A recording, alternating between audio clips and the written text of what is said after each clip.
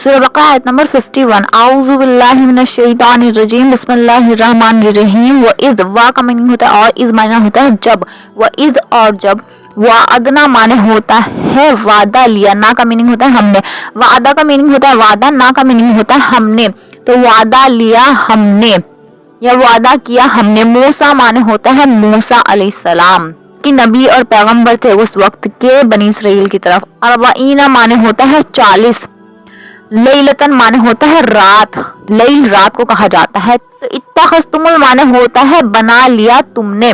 इजला माने होता है बछड़े को माबूद, बछड़े की परस्तिश करना उन्होंने शुरू कर दिया था, यानी गाय के बच्चे की।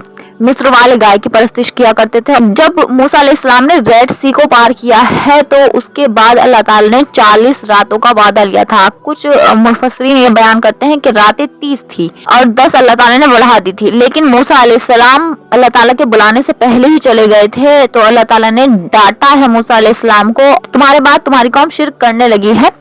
इजला माने होता है बछड़ा, मिन माने होता है से, बादी ही माने होता है इसके बाद, वो अंतुम माने होता है और तुम, तंजुरून जालिमून माने होता है जालिम थे।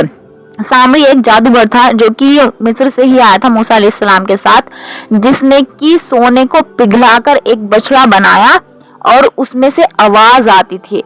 इसमें आगे भी जिक्र आ जाएगा, बनी इसराइल में शायद इस बात का जिक्र है तफसील से कि कैसे सामरी ने सोने को पिघलाया और उसको बछड़े के रूप में बनाया और ये कह दिया बनी इसराइल से कि मूसा का रब और तुम्हारा रब ये है। और मूसा अलैहिस्सलाम अल्लाह ताला के बुलाने से पहले ही चले गए थे। तो अल्लाह ताला ने मूसा अलैहिस्सलाम को डांटा है और कहा है कि तुम पहले क्यों आ गए हैं मूसा, तुम्हारे बाद तुम्हारी कौम शिर्क में मुब्तला हो गई है, यानी हमने मुब्तला कर दिया है। अल्लाह ताला ने आजमाइश के लिए उनको मुब्तला किया था।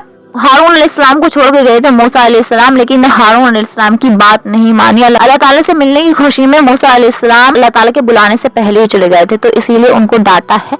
तो याद करो वो वक्त जब हमने मूसा अलैहिस्सलाम से 40 रातों का वादा लिया था और फिर तुमने एक बछड़े की परस्तिश करना शुरू कर दिया था और तुम बड़े ही जालिम थे। ये तीसरा इनाम था जो अल्लाह ताला ने इन पर किया था, बनी इसराइल पर किया था। पहला इनाम था, याद करो वो वक्त जब हमने तुम्हें आले फिरौन से निजात दी थी, क्योंकि वो तुम्हारे बेटों को मार दिया करते थे और तुम्हारी औरतों को गुलाम बना के रख लिया करते थे और बड़ा अजाब दिया करते थे। इसमें तुम्हारे लिए बड़ी आजमाइश थी जब हमने तुम्हारे लिए समुद्र को फाड़ दिया। बेशक बहुत ज्यादा बड़ा मौजज़ा था समुद्र को फाड़ना, और आले फिरौन से छुटकारा दिया था, यानी फिरौनी सारे डूब गए थे।